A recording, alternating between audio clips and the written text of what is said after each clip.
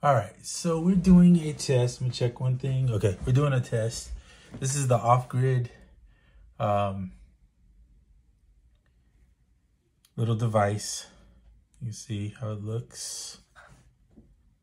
I'll be honest, I can't show you the comparison, but it's very similar, a little bit wider to like a cell phone. So if you're wondering that, of course you got the buttons, 16 pad buttons. And these pads remind me of the Launchpad Pro kind of vibe. They're a little bit stiffer, but that could be a good thing, maybe because by the time you're starting to smack on them or whatever you're doing to them, I would imagine they would hold up pretty well. Okay, so let's get started. So I used Midi-Mitter.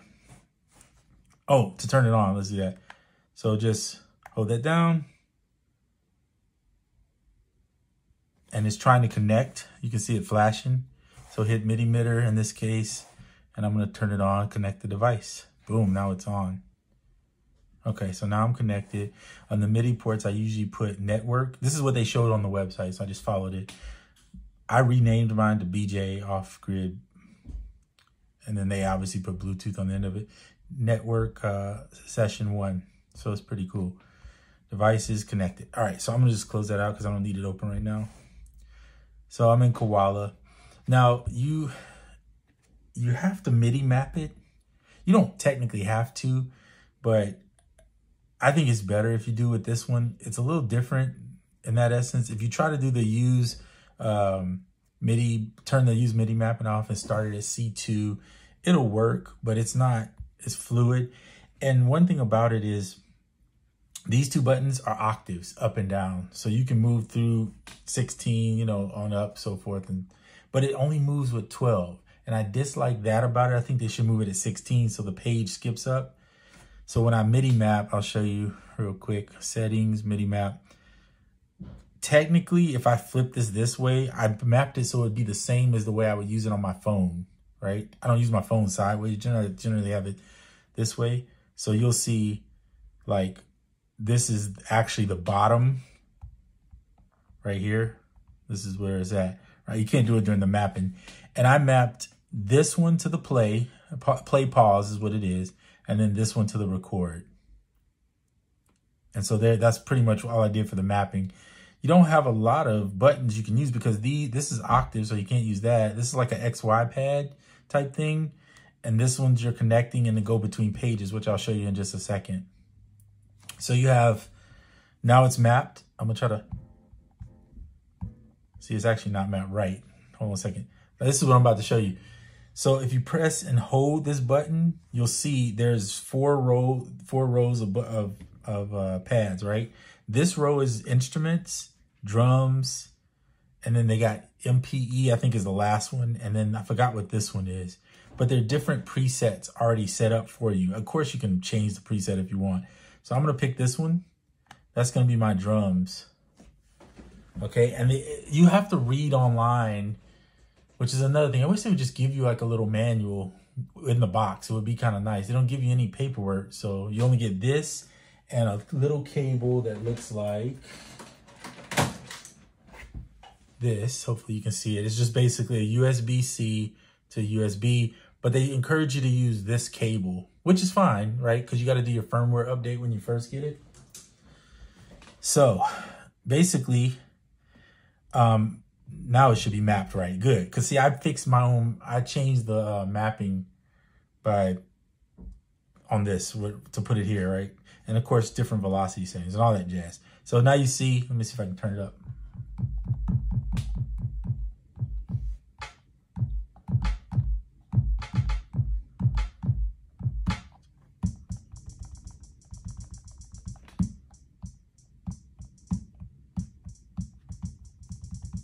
It's got a little, sometimes I feel like it's glitching, but maybe it's just me. I got to get used to that. But you can see that. And then I did some bass guitar and then I chopped it. Simple bass. I just wanted to do something. I played it into my sound card so you can see, put it on the pads. Then I did these keys before I did the bass actually.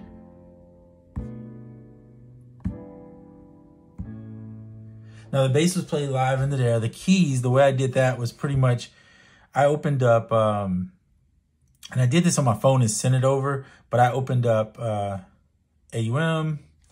I just basically set up a MIDI, set up an audio, set up a second audio.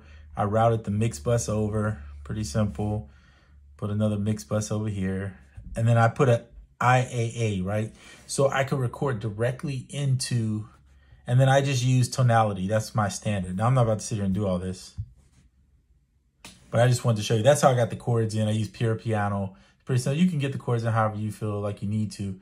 I played the chords in and then I just chopped them up. So here's what I came up with. Now this, I remember I mapped this to play. So if you just hit,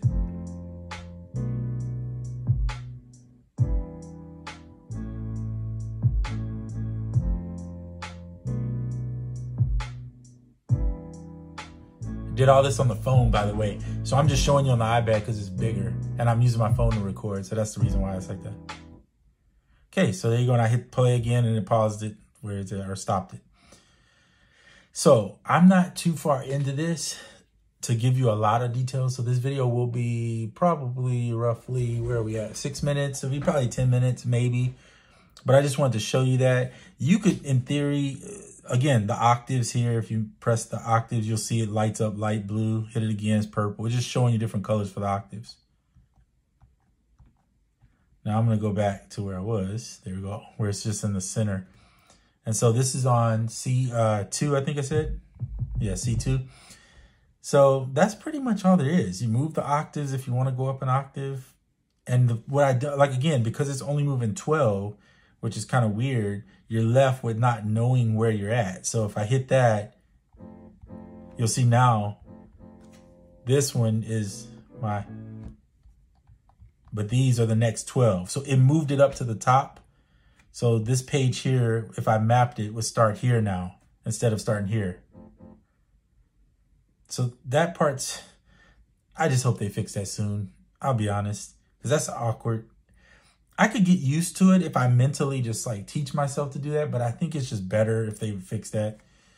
Because you realize you only have this much, even though you're physically on the pad seeing the 16 and you're seeing 16 here. It's like, no.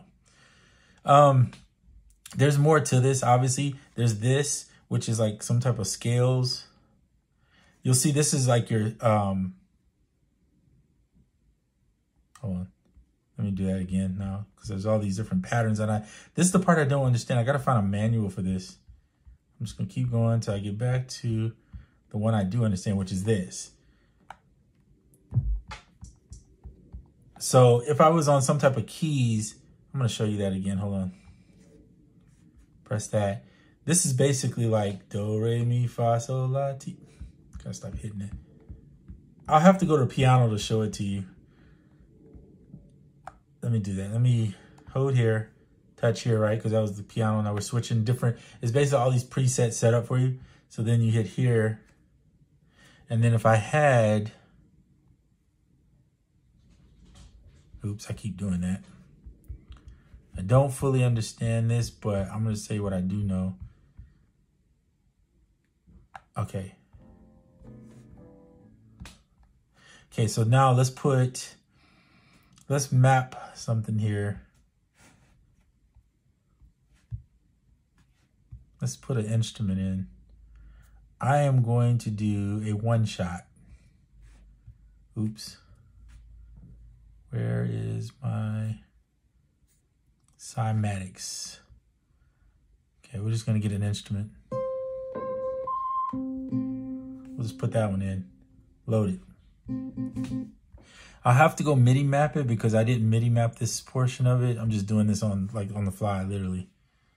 So we'll push up one because now we know this should be this. In theory, it's either this note. Let's see.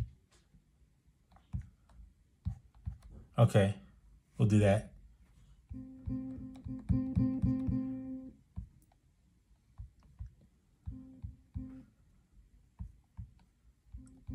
Weird. Okay, so we're up and now it's not, I'm getting confused. I don't want to sit here on this video this long, confusing you or myself.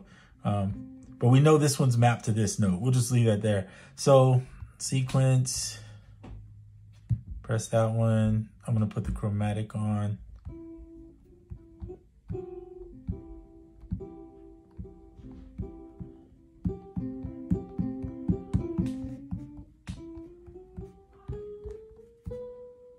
See that?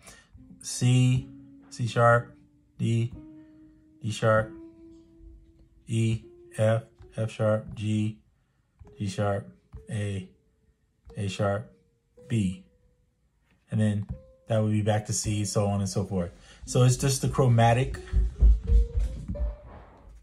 version. So you could figure out like this is a C, E, G is just a C major.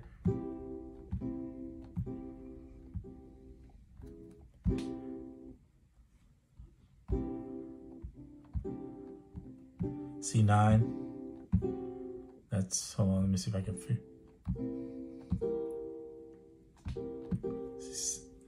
So you get the point. That's pretty much what you're doing. Playing the chromatic, that's an octave down.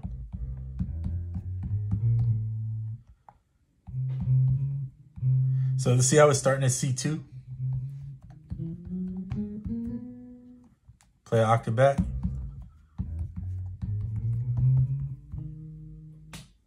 So you can get on there and literally play an instrument, but you got to remember to switch, and it is different. It's one of those things where I think if you just spend a little time with your muscle memory, it's pretty easy to get adjusted to.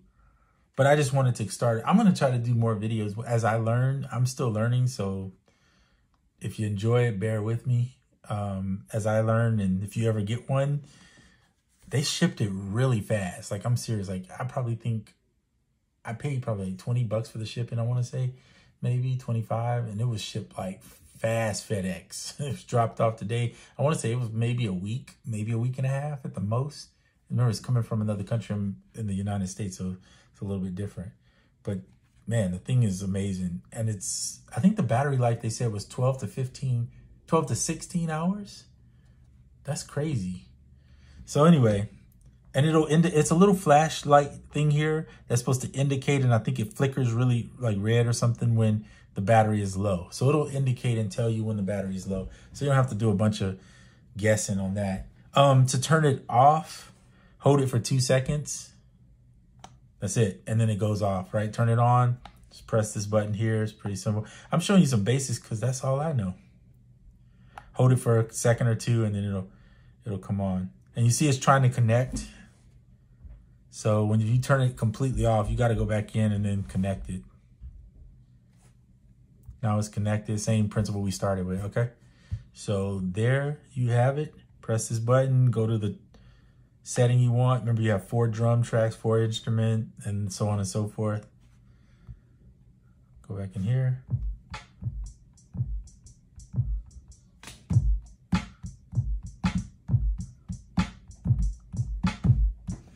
Fun times. All right, that's it for this one. All right, bye.